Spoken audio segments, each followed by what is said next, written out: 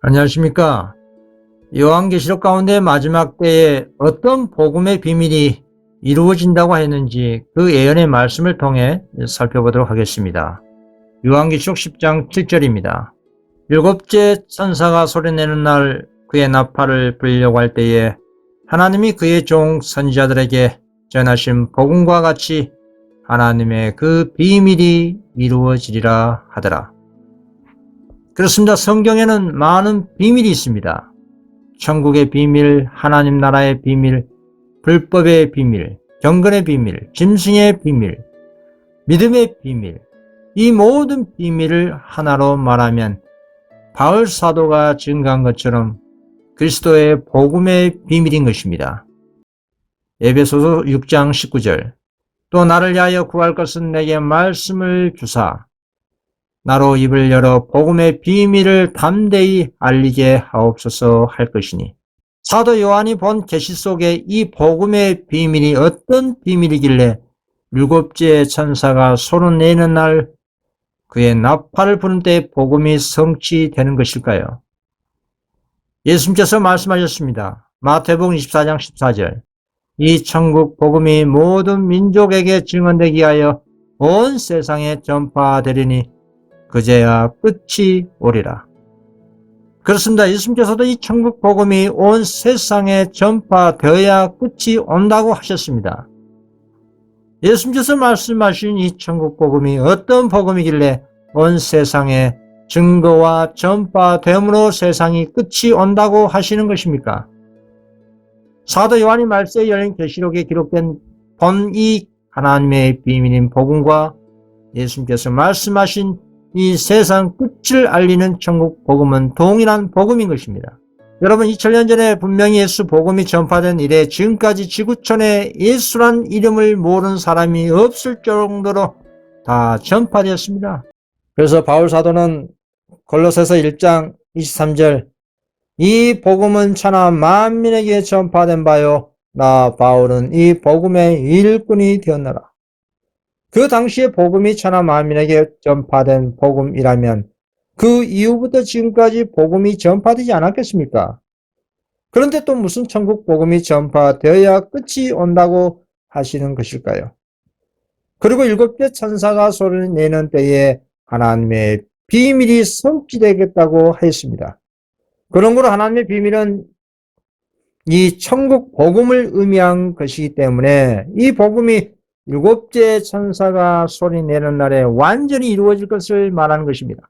일곱째 천사가 소리낸 날이 언제일까요?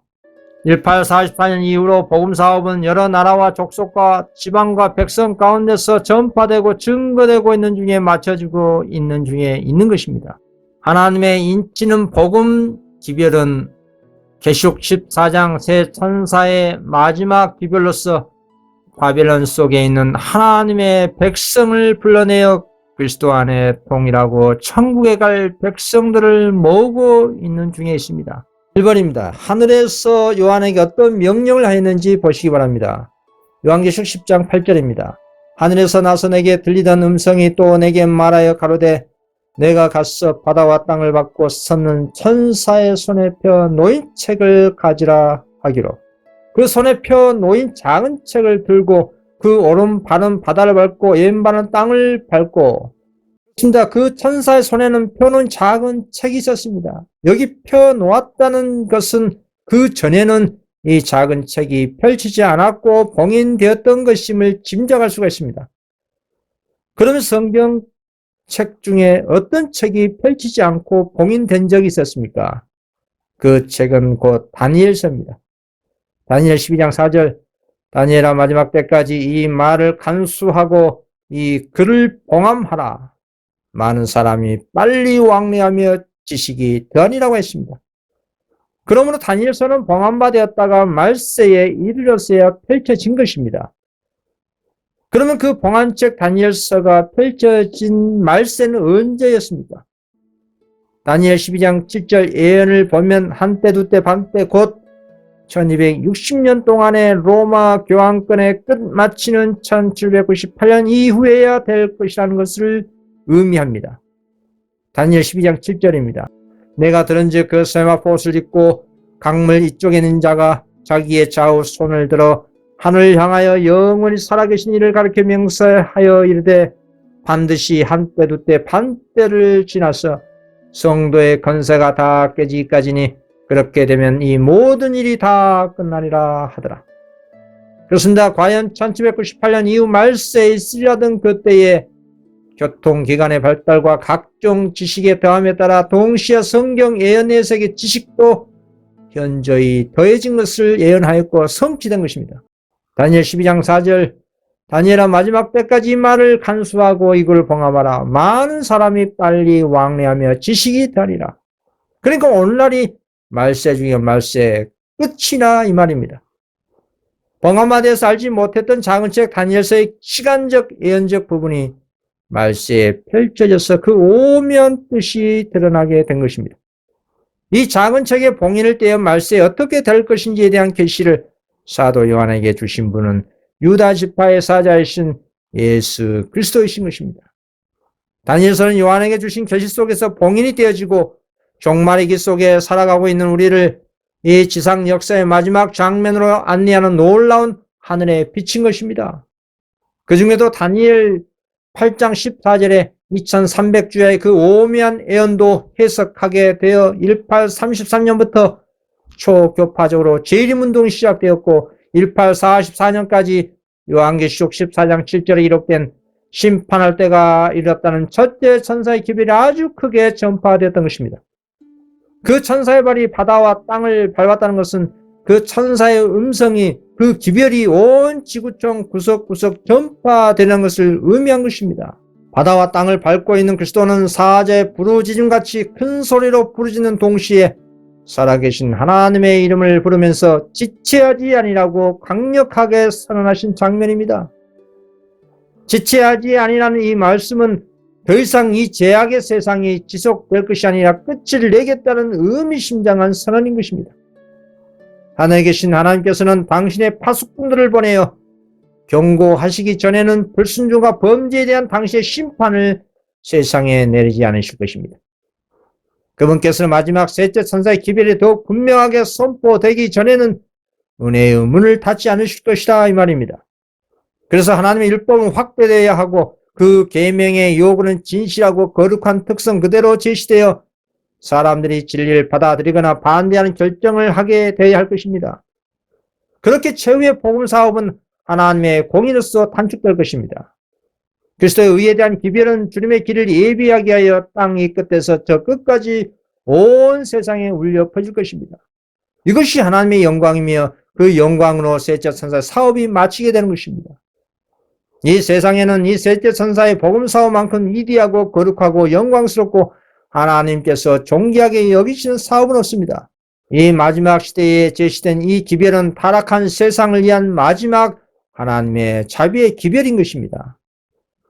이 기별을 들을 특권을 가지고 있으면서 계속해서 그 경고에 유의하지 않는 사람들은 그들의 마지막 구원의 소망을 버리게 되는 것입니다. 결코 제2의 은혜신 얻는 것입니다. 2번입니다. 그 천사는 책을 받으러 간 사도 요한에게 책을 내어주면서 어떤 말을 했습니까? 계시록 10장 9절 내가 천사에게 나아가 작은 책을 달라 한즉 천사가 가로되 갖다 먹어버리라. 그 천사가 요한에게 갖다 먹으라 한 그 책은 하나님의 말씀이요 우리 인간의 영적 양식입니다. 마태복음 4장 4절 예수께서 대답하시되 기록됐을 때 사람이 떡으로만 살 것이 아니요 하나님의 입으로부터 나오는 모든 말씀으로 살 것이라 하니라 하시니. 그래서 하나님 말씀을 먹으라 한 것은 그 예언의 말씀을 연구하여 깨달아 마음에 명심하라는 뜻입니다. 에레미야는 이와 같이 말했습니다. 에레미야 15장 16절 만군의 하나님 여호와시여 나는 주의 이름으로 일컬음을 받는 자라 내가 주의 말씀을 얻어 먹었사오니 주의 말씀은 내게 기쁨과 내 마음의 즐거움이오나. 하나님의 예언의 말씀을 연구하여 깨달을 때 여러분들 마음이 어떠하던가요?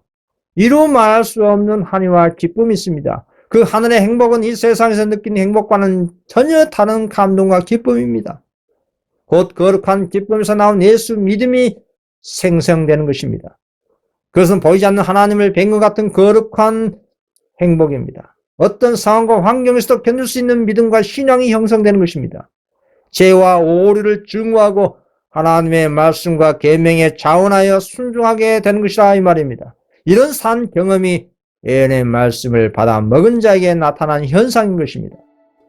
하나님께서는 당신의 계시된 말씀의 진리가 당신의 백성에게 밝히 드러나기를 원하십니다. 이 계시의 지식을 얻을 수 있는 유일한 길이 있는데 그 말씀을 주신 성령께서 우리 마음을 밝혀 주심으로써만 우리는 하나님의 책을 깨달아 받아 먹을 수가 있는 것입니다. 하나님의 사정도 하나님의 영 외에는 아무도 알지 못하니라. 성령은 모든 것 곧 하나님의 깊은 것이라도 통달하시라고 하였습니다. 그리고 예수님께서 당신을 따른 자들에게 허락하시기를 진리의 성령이 오시면 그가 너희를 모든 진리 가운데로 인도하시리니 내 것을 가지고 너희에게 알겠음이라고 말씀하셨습니다. 하나님의 말씀을 경건한 마음과 기도한 정신이 없이 펴거나 또는 생각과 애정을 하나님께 두지 아니하고 그의 뜻에 융화시키지 아니하고 펼 때는 우리 마음은 의혹으로 흐려져서 성경을 연구하는 그것이 도리어 회의적인 사상으로 강하게 할 수 있기 때문에 항상 경건한 마음과 기도로서 하나님의 말씀을 조심스럽게 펼쳐야 하는 것입니다. 3번입니다. 천사가 요한에게 책을 주면서 그 책을 먹은 후에 어떠하리라고 말했습니까? 내 배에는 쓰나 내 입에는 꿀같이 달리라 하거늘. 계시록 10장 9절에 있는 말씀입니다. 사도 요한이 책을 받아 먹은 결과는 처음에는 달고 오묘한 말씀이었습니다. 그런데 배에서 받아 먹을 때는 어땠습니까? 계시록 10장 10절 내가 천사의 손에서 작은 책을 갖다 먹어버리니 내 입에는 꿀같이 달아 먹은 후에 내 배에서는 쓰게 되더라 했습니다. 책을 주던 천사는 먹으면 배에는 쓰나 내 입에서는 꿀같이 달리라 했습니다. 이 같은 입에서는 달지만 배에서 쓴 경험은 교회의 역사적인 관점에서 볼 때 1831년부터 1844년까지의 세계적인 재림 운동의 경험을 말하는 것입니다. 다니엘 12장 4절 예언대로 1798년 이후 말세가 시작되자 봉합화되었던 책 다니엘서가 여러 성경 연구자들의 연구로 펼쳐지기 시작해서 특히 그 중에서 다니엘 8장 14절의 2300주야 문제를 해석하게 되었다 이 말입니다. 그때 당시 일리안 밀러를 비롯한 많은 성경 연구자들은 그 2300주야가 끝나는 기원의 1844년에 예수 재림할 것을 믿고 세계적으로 재림 기별을 전했다 이 말입니다. 이때 재림의 소식을 들은 많은 그리스도인들에게는 그 복된 소식이 꿀같이 달았다 이 말입니다. 그 당시의 성도들은 이 죄악 세상의 쓰라린 고통과 질병과 사망과 눈물 흘리는 일에서 벗어버리고 영광스러운 하늘나라에 가서 사랑 많으신 예수님과 더불어 영원토록 간절히 살기를 바랬습니다. 그때 당시의 재림의 기대와 소망이 그들을 한없이 즐겁고 기쁘게 했습니다. 천사의 말대로 그 책을 받아 먹었을 때 정말 꿀같이 달았습니다. 그러나 기다리고 기다리는 그 예수님의 재림은 1844년이 다 지나도록 오지 않는 것입니다. 그때 많은 사람들은 그 전과는 반대로 크게 실망해서 한없이 슬퍼했습니다. 과연 천사의 말대로 꿀같이 달던 그 예언의 말씀에는 그 이후에는 배에서 쓴 경험을 하게 됐다 이 말입니다. 사실은 그때 그들은 2300주야 후에 성소가 정결해지는 것을 하늘 성소로 깨닫지 못하고 이 세상으로 오해를 했던 것입니다. 그 당시 사람들의 착오는 2300주야의 예언적 시간의 계산에 잘못이 있는 것이 아니라 2300주야 끝에 일어날 사건을 오해했습니다. 그래서 그때 예수 재림을 기대했던 단 경험과 함께 이 지상에 예수님이 나타나지 않는 쓴 경험을 했던 것입니다. 4번입니다. 그럼 왜 1844년에 하나님께서 당신의 백성들에게 재림 기별을 통해서 단 경험과 쓴 경험을 하도록 하신 것일까요? 어떤 섭리가 있을까요? 마태복음 25장 1절에서 5절입니다. 그때 천국은 마치 등을 들고 신랑을 맞으러 나간 10처녀와 같다 하리니 그 중에 5은 미련하고 5은 슬기 있는 자라. 미련한 자들은 등을 가지되 기름을 가지지 아니하고 슬기는 자들은 그릇에 기름을 담아 등과 함께 가져갔더니 신랑이 더디오므로 다 졸며 잘세. 그렇습니다. 이 세상의 기독교라는 종파 속에 수많은 교단과 교파와 할 수 없는 교인들이 있습니다. 그런데 과연 그들이 천국에 들어갈 준비가 온전히 갖춰져 있었을까요? 참으로 하늘간에 들어갈 예수 믿음의 준비가 온전히 되어 있는지는 확인할 수 있는 방법이 있습니다. 그것은 위기 때 나타난 그 사람의 성품에서 나타난 것입니다. 1844년 첫째 선사의 기별을 늘 전파한 이 재림운동은 곧 열 처녀가 신랑을 맞이하려고 나아가는 것을 의미합니다. 또한 신랑이 더디 오는 것은 재림하시라고 기대했던 그 시간이 지나간 용고로 성도들의 큰 실망을 의미한 것입니다. 그리고 정해진 시간이 지난 이후에도 신실한 신자들이 가졌던 처음 사랑과 헌신과 열심을 잃어버리게 되어 비유 중에 지체되는 동안 다 졸며 자는 처녀들로 표상된 상태로 빠지고 만 것입니다. 이런 혼수 상태가 지금까지 계속 지속되고 있는 것입니다. 그런데 보라 신랑이로다 맞으러 나오라는 이 밤중에 소리가 들렸습니다. 슬기로운 처녀, 미련한 처녀들이 다 졸며 자고 있을 때에 그 누군가는 자지 않고 깨어 준비된 자가 있었습니다. 밤중에 소리내는 이 소리가 어떤 음성일까요? 그것은 성령의 음성이었습니다. 이 성령의 음성은 주의 재림을 끝까지 깨어 기다리고 있었던 극소수의 적은 무리들에게 임했다 이 말입니다. 이 밤중에 외친 소리에 의해서 다 졸며 자고 있었던 열 처녀들이 깨어 일어난 것입니다. 그러나 잠에서 다 깼을 때 누가 준비되었는지를 알게 됐습니다. 기다리는 열 처녀들은 신랑을 나와 맞이라는 소리를 갑자기 듣게 됐습니다. 그 중에 어떤 사람들은 이 갑작스러운 사태를 위해 준비하고 있었고 어떤 사람들은 전혀 신랑을 맞이할 준비하지 못하고 있었던 것입니다. 다시 말씀드리면 1844년 예수님께서 재림기별을 통해서 성도들에게 단 경험과 쓴 경험을 하도록 하신 이유는 알곡과 가라지를 분리시키는 섭리였던 것입니다. 누가 과연 하늘에 들어갈 준비된 애복을 입은 성도인지를 우리 자신들이 스스로 돌아보도록 하신 하나님의 자비와 은혜의 섭리인 것입니다. 마태복음 22장 11절에서 12절 말씀입니다. 임금이 손님들을 보러 들어올새 거기서 애복을 입지 않은 한 사람을 보고 이르되 친구여 어찌하여 애복을 입지 않고 여기 들어왔느냐 하니 그가 아무 말도 못하거늘. 그렇습니다. 열 처녀는 이 세상 역사의 마지막 저녁에 신랑을 기다리고 있었습니다. 그 열 처녀들은 모두 다 그리스도인이라고 주장한 사람들입니다. 모두 다 복음의 초청을 받고 기름과 등을 가지고 있으며 모두 다 하나님의 일을 한다고 주장하는 교회들입니다. 그런데 이런 비유가 있지요. 마태복음 24장 40절 41절 그때에 두 사람이 밭에 있으며 한 사람은 데려가고 한 사람은 버려둠을 당할 것이요 두 여자가 맷돌질을 하고 있으며 한 사람은 데려가고 한 사람은 버려움을 당할 것이다. 동일한 장소에서 동일한 일을 하고 있었지만 누구는 데려감을 당하고 누구는 버림을 당합니다. 무슨 차이일까요? 아래의 말씀을 보면 알 수가 있습니다. 마태복음 24장 42절 그러므로 깨어있으라 어느 날에 너희 주가 임하는지 너희가 알지 못함이라. 우리 신랑 되신 예수님을 맞이하려는 성도는 마음과 정신이 깨어 기다리면서 활동적인 신앙과 믿음으로 말미암아 하늘에 살 적합한 품성을 개발하는 데 열심히 준비할 것입니다. 열 처녀는 그리스도의 재림을 기다리는 것처럼 보이지만 그중 다섯은 마음에 준비되지 않았습니다. 예수님의 재림을 사모한다고나 했지만 거룩한 생애의 순종의 삶이 결핍된 자들이었습니다. 그렇습니다. 미련한 처녀들로 비유된 오늘날에 준비되지 않은 신도들은 마지막 날에 그리스도의 나라에게 들어갈 거리를 추정하면서 이렇게 말할 것입니다. 누가복음 13장 26절 우리는 주 앞에서 먹고 마셨으며 주는 또한 우리 길거리에서 가르치셨나이다. 주여 주여 우리가 주의 이름으로 선지자 노릇하며 주의 이름으로 귀신을 쫓아내며 주의 이름으로 많은 권능을 행하지 아니했나이까. 그러나 여기 대해서 예수님께서는 어떻게 대답하셨습니까? 저가 너에게 일러 가로되 나는 너희가 어디로서 왔는지 알지 못하노라. 나를 떠나가라고 대답하신 것입니다. 그 준비하지 않은 미련한 처녀들은 오늘날 은혜 시기 동안 이 세상에서 그리스도와 친밀히 사귀지 못했고 하늘나라의 방을 알지 못했고 하늘의 기쁨도 알지 못했습니다. 일찍이 인간의 귀에 들린 모든 말 가운데 가장 두려운 선고는 마태복음 7장 23절의 말씀입니다.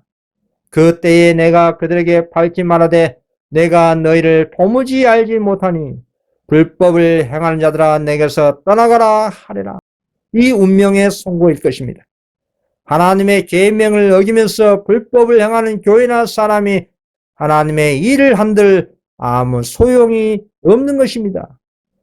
오직 하늘에 들어갈 수 있는 자는 나더러 주여 주여 하는 자마다 다 천국에 들어갈 것이 아니요 다만 하늘에 계신 내 아버지의 뜻대로 행하는 자라야 들어가리라.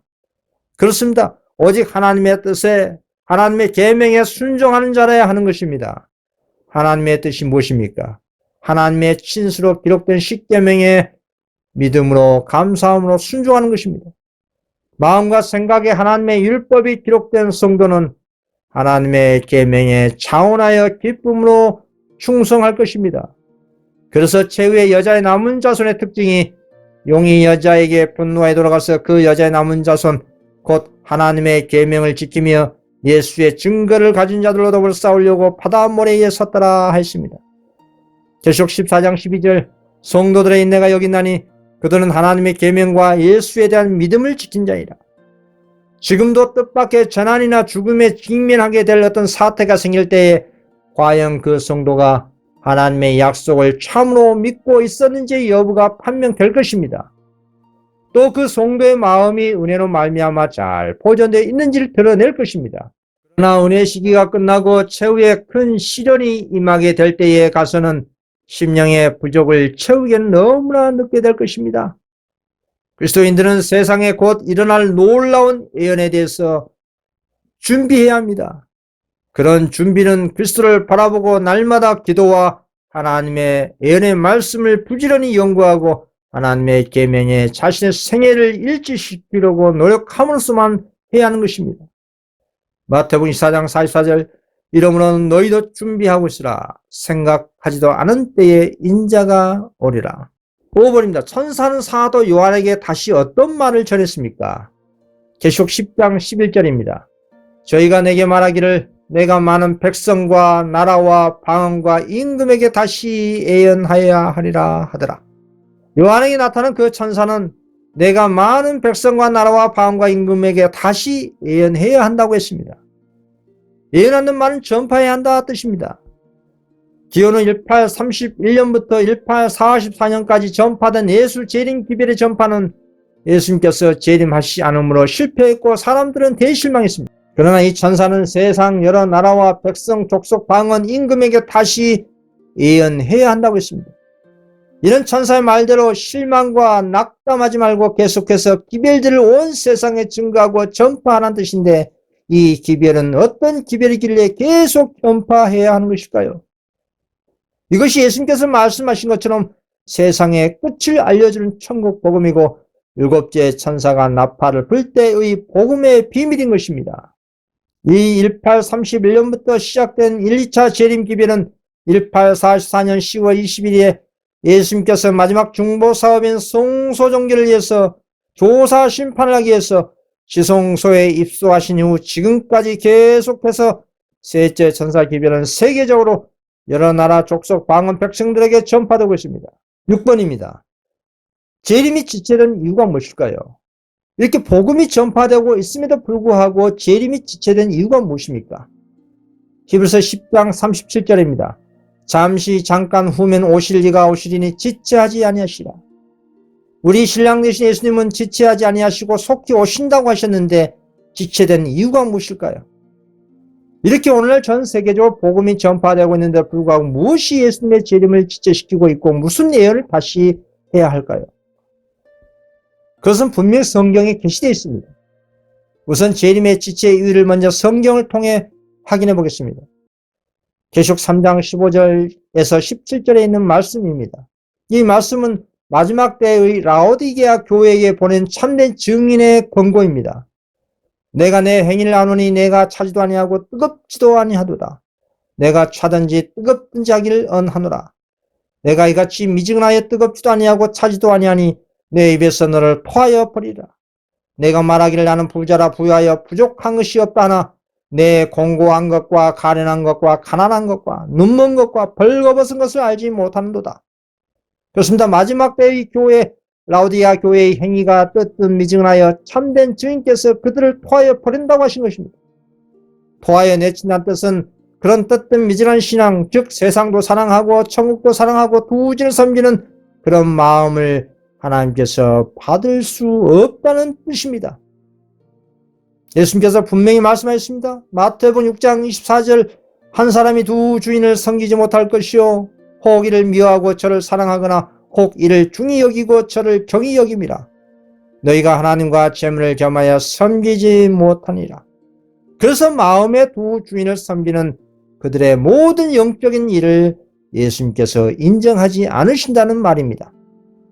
참된 증인으로부터 토하여 내친다는 강력한 경고를 받았는데 불구하고 오늘날 라오디아 교회는 자신들의 상태가 어떠하다고 주님께 도리어 반박합니까? 그들이 말하기를 나는 부자라 부유하여 부족한 것이 없다고 하는 것입니다. 이 얼마나 무서운 자기 기만입니까?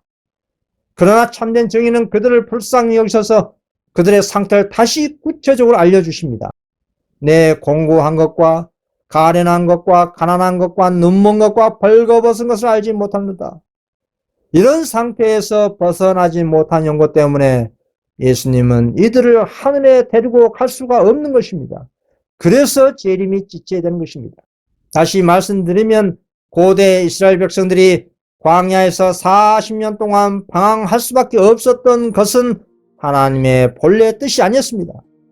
하나님께서는 백성들을 똑바로 가나안 땅으로 인도해 거기서 그들이 거룩하고 행복한 백성으로 정착하게 하시고자 바라셨습니다. 그러나 백성들이 저희가 믿지 아니함으로 능히 들어가지 못했다 이 말입니다. 그들이 하나님을 배반하였고 반역하였기 때문에 고대 이스라엘 백성들은 광야에서 죽고 그 대신 다른 사람들이 일어나서 허락의 땅으로 들어가게 되었던 것입니다. 그와 마찬가지로 오늘날도 그리스도의 재림이 이처럼 지체되고 하나님의 백성들이 죄와 슬픔의 세상에 이렇게 오랫동안 머물러 있을 수밖에 없는 것은 결코 하나님의 뜻이 아니라는 것입니다. 재림이 이처럼 지체시킨 원인은 라오디아 교회의 뜨뜻미지근한 믿음과 신앙 때문에 우리 인간의 편에서 재림을 지체시키고 있는 것입니다. 재림을 지체시키는 원인을 해결할 수 있는 라오디게아 교회에게 주신 하늘의 치료제입니다. 자비하신 예수님께서는 오늘날 라오디게아 교회를 불쌍히 여기사 뜨뜻미지근한 이 교만한 질병의 치료제 3가지를 당신께 사랑하셨습니다. 그 3가지 치료제가 무엇일까요? 계시록 3장 18절입니다. 내가 너를 권하노니 내게서 불로 연단한 금을 사서 부요하게 하고 흰 옷을 사서 입어 벌거벗은 수치를 보지 않게 하고 안약을 사서 눈에 발라보게 하라. 그렇습니다. 이 3가지 치료제가 어떤 의미일까요? 불로 연단한 금은 진리의 사랑으로 역사하는 예수 믿음입니다. 예수 믿음이 무엇일까요? 고대 이스라엘 백성들의 예를 들어보겠습니다. 고대 이스라엘을 위한 유일한 안전은 문설주에 바른 피였습니다. 하나님께서 출애굽기 12장 13절 말씀으로 내가 피를 볼 때에 너희를 넘어가리라고 말씀하셨습니다. 그들이 살기 위한 안전을 위한 다른 모든 방법은 다 소용이 없었습니다. 죽음의 천사가 들어오지 못하도록 길을 막을 수 있는 유일한 방법은 오직 문설주의 어린 양 피밖에 없었습니다. 그렇습니다. 오늘날도 마찬가지입니다. 오직 예수 그리스도의 피로 말미암아서만 죄인을 위한 구원이 있는 것입니다. 그 예수의 피는 모든 죄로 범벅이 된 우리를 모든 죄에서 깨끗하게 하는 유일한 치료제인 것입니다.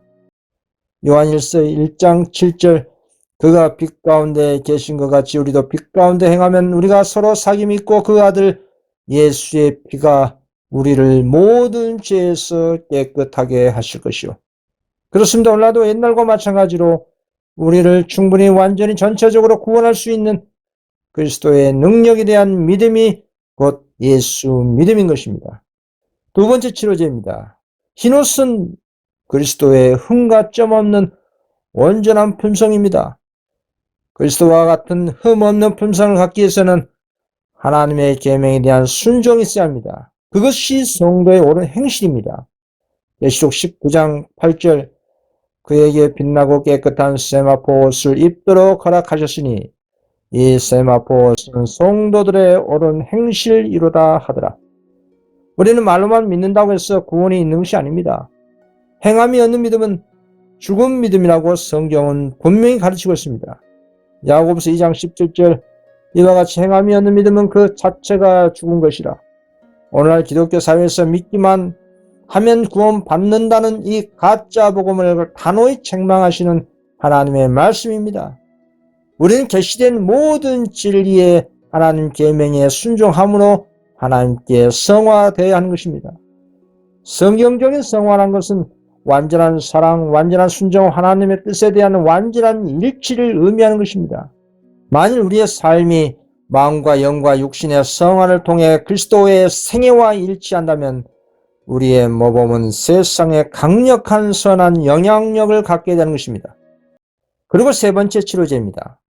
안약은 우리들로 하여금 사단의 관계를 깨달아 그것들을 피하게 해주고 죄를 찾아내어 그것을 증오하게 하고 진리를 깨닫고 그것을 순종하게 해주는 경고와 격려와 책망에 대한 증언들을 믿는 영적 식별력이 곧 안약입니다.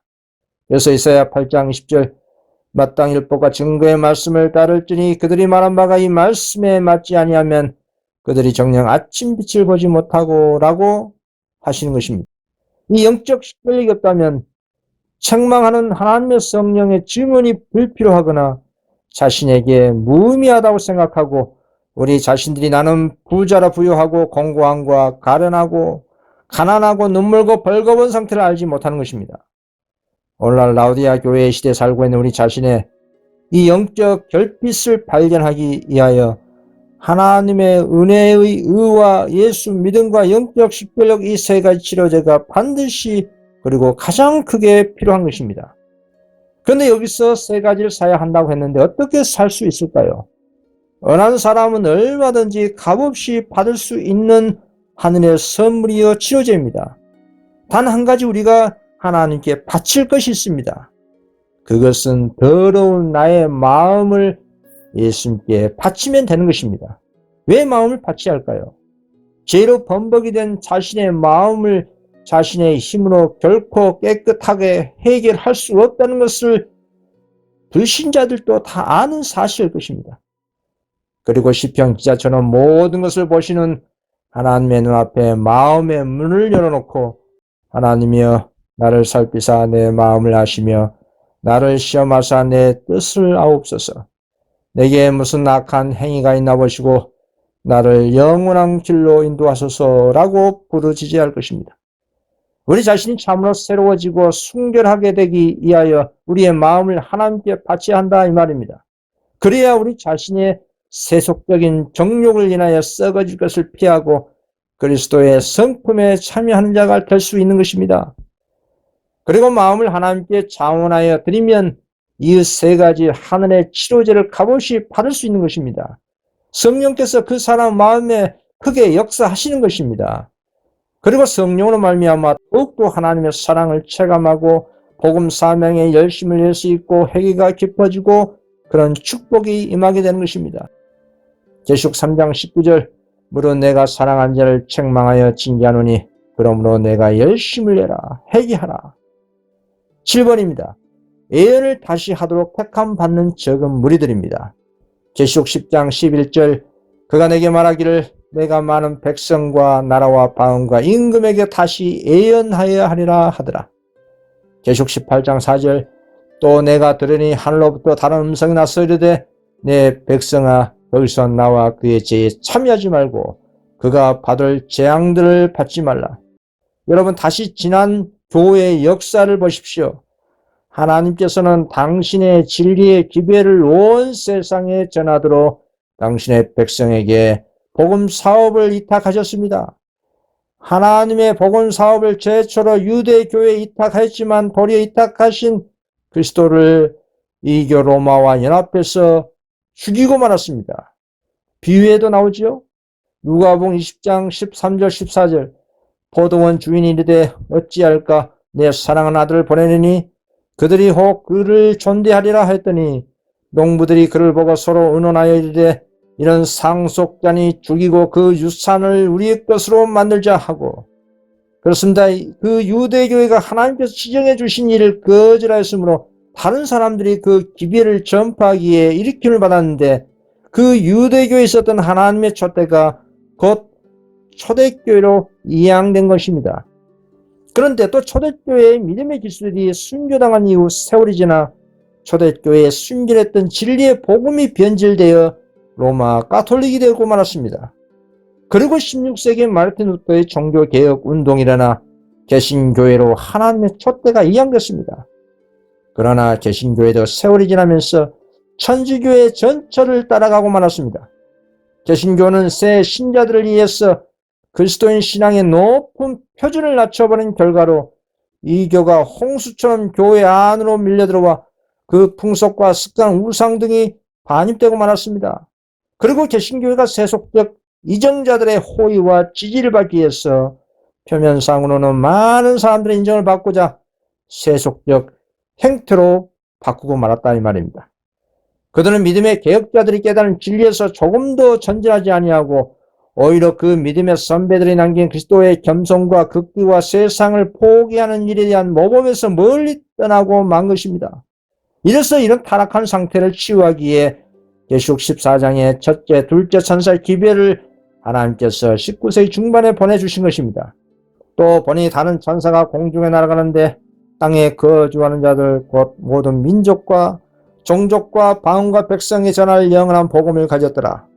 그가 큰 음성으로 이르되 하나님을 두려워하며 그에게 영광을 돌리라. 이런 그의 심판의 시간이 이르렀음이니 하늘과 땅과 바다와 물들의 근원을 만드신 이를 경배하라 하더라. 또 다른 천사 곧 둘째가 그 뒤를 따라 말하되 무너졌도다 무너졌도다 큰 성 바벨론이여 모든 나라에게 그의 음행으로 말미암아 진노의 포도주를 먹이던 차로다 하더라. 그렇습니다. 이 기별을 전달받은 개신교의 결과는 하늘의 놀라운 치료제를 거절하고 만 것입니다. 결국 하늘의 빛을 거절한 연고로 개신교의 영적 상태는 암흑이 임하게 된 것입니다. 그리고 1844년 이후 개신교 안에 있는 신실한 성도들이 각각의 부분적인 진리를 가지고 나와서 만든 교회가 라오디아 교회 시대의 대표 교회인 제7일 재림교회인 것입니다. 그러나 재림교회도 세월이 지나 뜨뜻 미진한 질병에 빠져 그리스도로 하여금 경고와 책망을 받게 된 것입니다. 내가 이같이 미증하여 뜨겁지도 아니하고 차지도 아니하니 내 입에서 너를 토하여 버리라. 무릇 내가 사랑한 자를 책망하여 징계하노니 그러면 내가 열심을 내라 회개하라.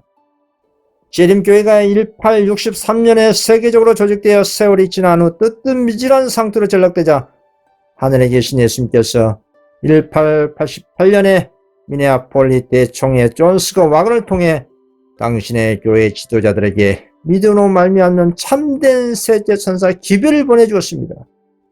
그러나 안타깝게도 재림교회 지도자들은 주님께서 보내주신 이 소중한 기별을 선입견 때문에 반대하고 말았습니다. 선입관념을 굽히고 이 진리를 받아들이길 꺼려 마음은 주로 미네아폴리스 총회에서 E.J. 야그너와 A.D. 존스 두 형제를 통하여 주님께서 보내신 기별을 반대한 정신의 타분이 그 근거를 두고 있다고 분명히 증언하고 있습니다. 시련의 시기가 우리에게 임박하였는데 이는 지혜를 사하시는 구세주이신 그리스도의 의에 대한 계시를 보여주심으로 셋째 천사의 그느침이 이미 시작됐기 때문이다. 이것은 온 땅을 영광으로 환하게 할 천사의 빛의 시작이다. 존스 와건에 의해 주어진 기별, 즉 그리스도 우리의 의 믿음으로 말미암은 의의 기별은 1888년에 재림교회에 주어진 하나님의 기별이었습니다. 이것은 온 땅을 영광으로 환하게 할 계시록 18장 1절에 넷째 천사의 빛의 시작이라고 분명히 밝히고 있습니다. 셋째 천사의 기별에 힘과 능력을 더해주기 위해서 넷째 천사가 내려왔는데 라오디게아 교회 시대의 대표 교회인 재림교회는 백성들의 가르치도 않고 도리어 넷째 천사를 부정하고 있는 것입니다. 만일 그대가 그리스도께서 파송하신 사자들을 거절한다면 그대는 그리스도를 거절한 것이다 라는 경고를 하고 있는 겁니다. 주님께서 크신 자비를 베푸셔서 와그너와 존스 목사를 통해 그분의 백성들에게 지극히 소중한 기별을 보내셨다고 증언하고 있습니다. 당신의 백성을 치료하기 위해 계시록 18장 1절에 넷째 천사는 급히 내려왔지만 당신의 백성들은 도리어 그 빛을 거절하고 말았습니다.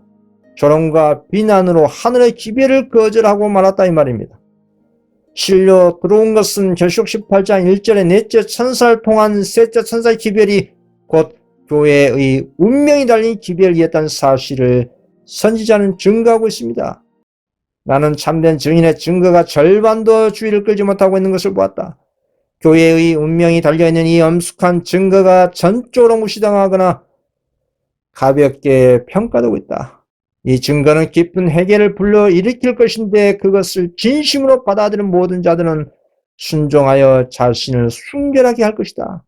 이 얼마나 놀라운 증언입니까? 결국은 1888년에 하늘의 거룩한 기별을 거절한 재림교는 기별을 거절한 그 결과가 이렇게 나타났습니다. 1914년 세계 1차 전쟁으로 인해서 세상의 권력에 굴복한 재림교단은 하나님의 계명을 지킨 소수의 무리를 출교시켜버린 배도의 사태가 발생한 것입니다. 하나님의 계명을 지키다가 출교당한 이 무리들이 오늘날 가시적인 제7일 개혁운동교단으로 탄생된 것입니다. 이들이 계시록 18장 1절에 넷째 천사를 상징한 교단인 것입니다. 이 일 후에 다른 천사가 하늘에서 내려온 것을 보니 큰 건세를 가졌는데 그의 영광으로 땅이 환해지더라. 그러나 개혁운동 교단도 세월이 지난 후 시대적인 마지막 사명을 인식하지 못하고 뜨뜻미지근한 무활동 상태와 1951년에 계명 문제로 분리된 이후 두 개의 개혁운동 교단으로 지금까지 존재하고 있는 것입니다. 지금까지 역사적으로 이어져 온 이 교회들을 간략하게 말씀을 드렸습니다.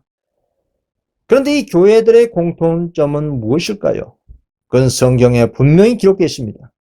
예수님께서 지성소에 입소하신 후에 라오디아 교회의 상태가 어떻게 되었다고 하였습니까? 계시록 3장 20절입니다. 볼지어다 내가 문 밖에 서서 두드리노니. 예수님께서 교회 안에 계셔야 할 예수님께서 교회 문 밖에 계신 겁니다. 교회는 라오디아 교회 상태에 있다. 하나님께서는 그들 가운데 계시지 않는다는 충격적인 증언입니다. 계시록 18장 2절입니다. 귀신의 저소와 각종 더러운 영이 모이는 곳과 각종 더럽고 가증한 새들이 모이는 곳이 되었다라고 했습니다. 또 계시를 보십시오. 나는 예수께서 하늘에 있는 성소를 떠나 둘째 휘장 안으로 들어가신 후에 교회들이 부정하고 가증한 새들로 가득 차는 것을 보았다. 나는 교회들이 범죄로 인하여 크게 부패한 것을 보았다라고 계시하고 있습니다. 둘째 천사가 말한 바벨론의 무너짐에 대한 기별은 1844년 이후에 교회가 처해온 타락상을 재차 지적하면서 반복되었다고 하고 있습니다. 예수님께서 1844년에 지성소에 들어가신 후 라오디게아 교회 안에 부정과 가증한 쇠들로 가득 차서 주님께서 라오디게아 교회에 계시지 않은 충격적인 모습입니다. 이 교회들이 어떤 교회들입니까? 선입관념을 내려놓고 냉정하게 이성적으로 성경적으로 판단해 보시길 바라겠습니다. 천주교는 중세 암흑 시기에서 이미 바벨론이 되었고 개신교는 예수님께서 지성소에 들어가시기 전에 첫째, 둘째 천사 기별을 거절한 용고로 바벨론 선고받았습니다. 그러면 지성시대에 세워진 교회는 어느 교회들입니까? 그것은 재림교회와 개혁운동 교단입니다. 대부분이 천주교, 개신교, 재림교, 개혁운동교는 자신들의 단체 일체 종용하지 않을 것입니다.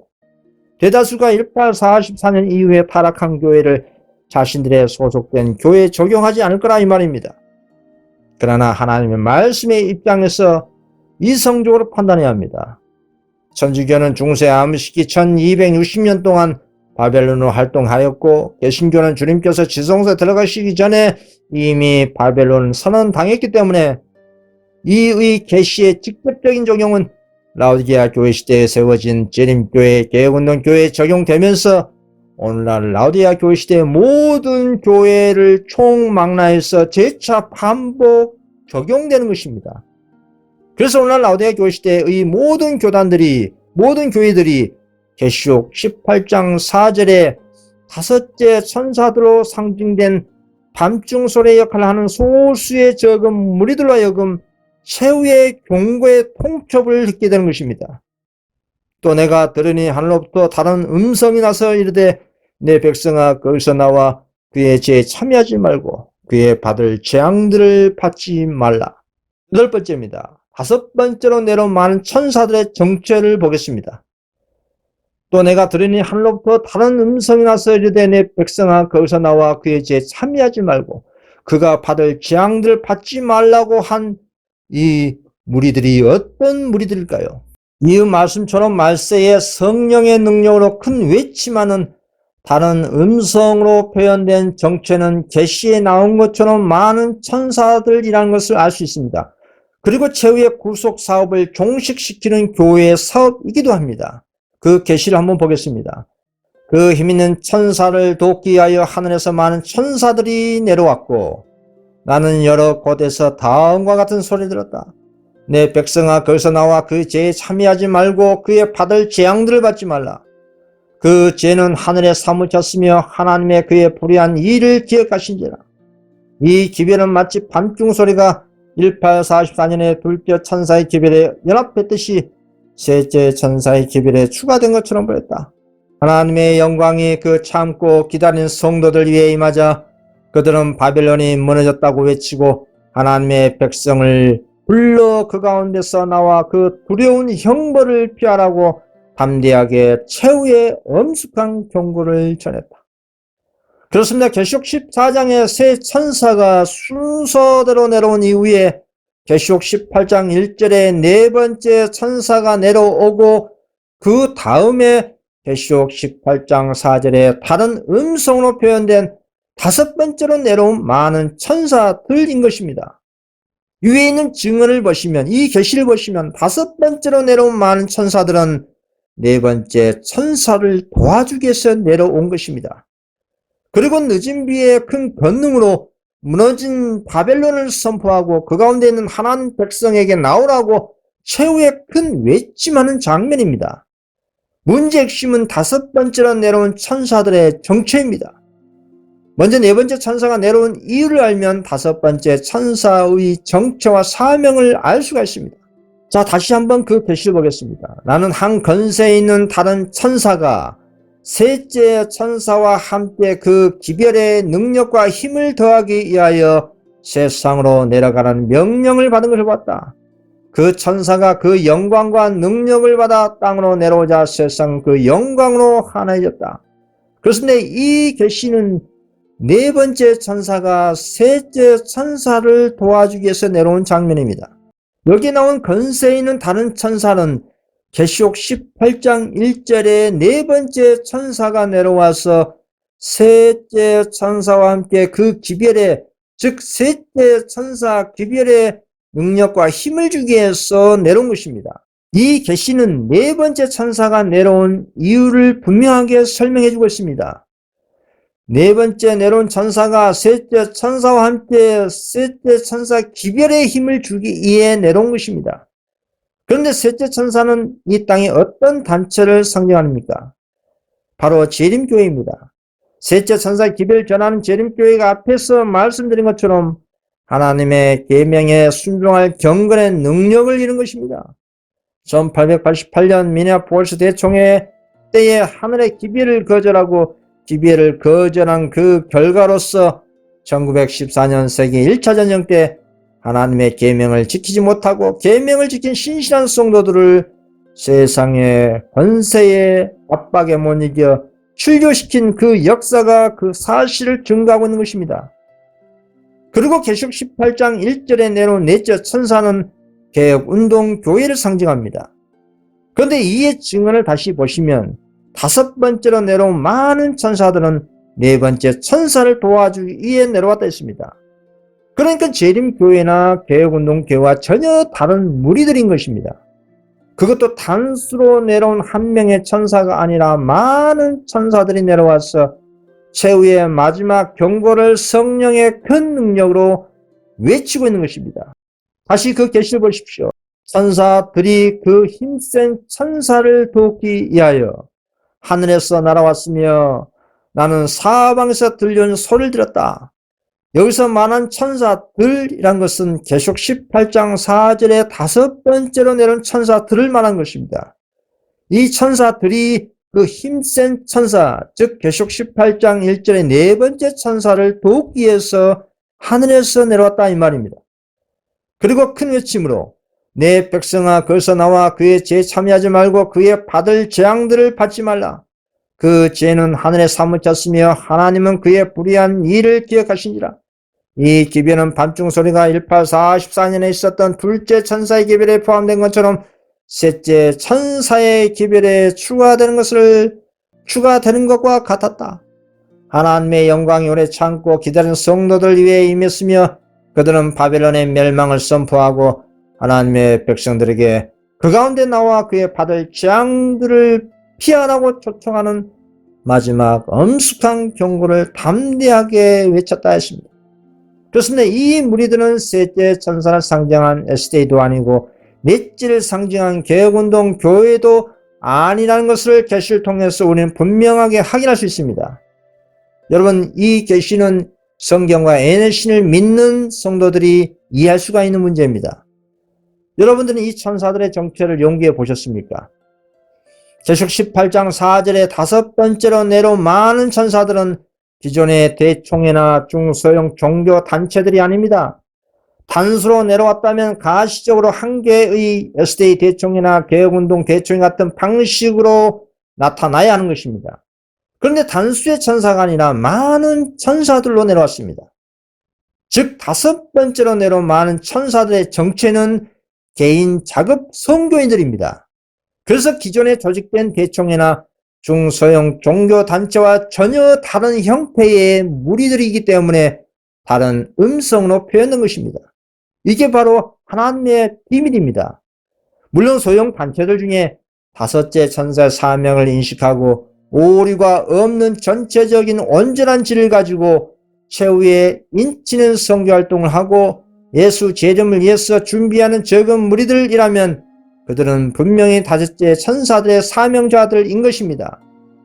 그러나 다른 음성의 다섯째 천사들은 가시적인 조직된 기존의 종교단체가 아니라 적은 무리들인 개인 작업 선교인들이 사방에서 활동하는 모습 때문에 많은 천사들로 계시된 것입니다. 아홉 번째입니다. 다섯 번째로 내려온 많은 천사들의 사명입니다. 마태복음 25장 5절에서 6절입니다. 신랑이 더디옴으로 다 쫄며 찰세 밤중에 소리가 나되 보라 신랑이로다 맞으러 나오라 하매. 이 다섯 번째로 내려온 많은 천사들을 상징한 개인 작업 선교인들의 사명은 슬기로운 처녀, 미련한 처녀, 다 졸며 자고 있는 오늘날 교회와 세상을 경고하고 깨우는 밤중 소리 역할을 하는 것이 그 사명입니다. 이 적은 무리들은 어떻게 선교활동하면서 모두 잠들어 있는 교회와 세상을 깨울까요? 이 같은 계시록 18장 4절의 다섯째 천사를 상징한 자급 개인 선교인들의 활동상을 계시를 통해서 보시면 이런 모습입니다.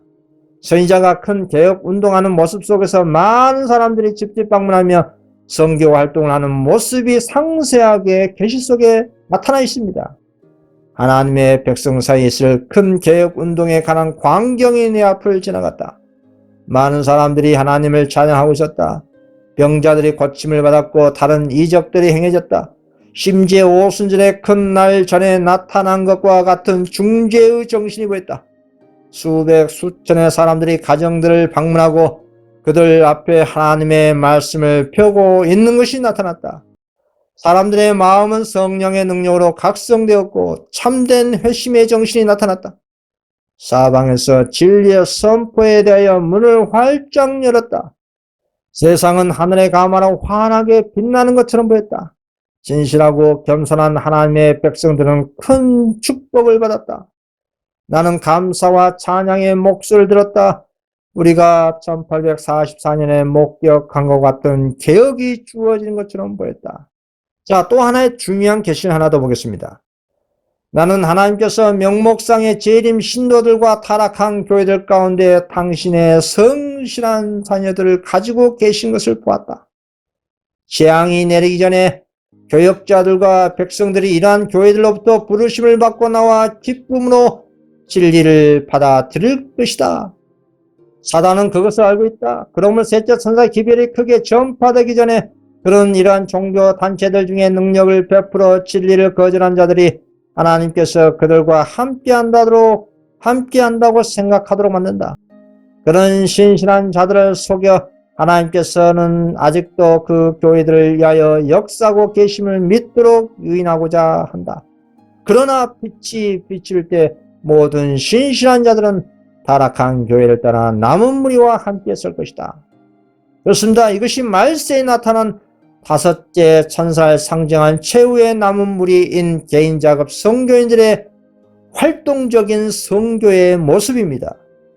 여러분, 마지막 기별 세 천사의 기별의 경험이 무엇일까요? 첫째 천사의 기별의 경험은 그리스도를 바라봄으로 회개와 거듭난 경험을 확실히 하게 되면 둘째 천사의 경험인 세상과 오류와 죄된 단체와의 분리의 경험을 하게 될 것입니다. 그리고 셋째 천사의 경험인 하나님의 계명을 지키는 수준을 향상하는 경험을 하는 것입니다. 그리고 넷째 천사의 경험, 마지막 다섯 번째 천사의 경험도 마찬가지로 자신의 시야에서 사라진 그리스도를 발견하도록 하는 세 천사의 기별의 경험을 다시 반복하는 경험을 말하는 것입니다. 그리고 앞으로 전진된 교회로 계속 이동하는 것입니다. 그것이 곧 개혁입니다.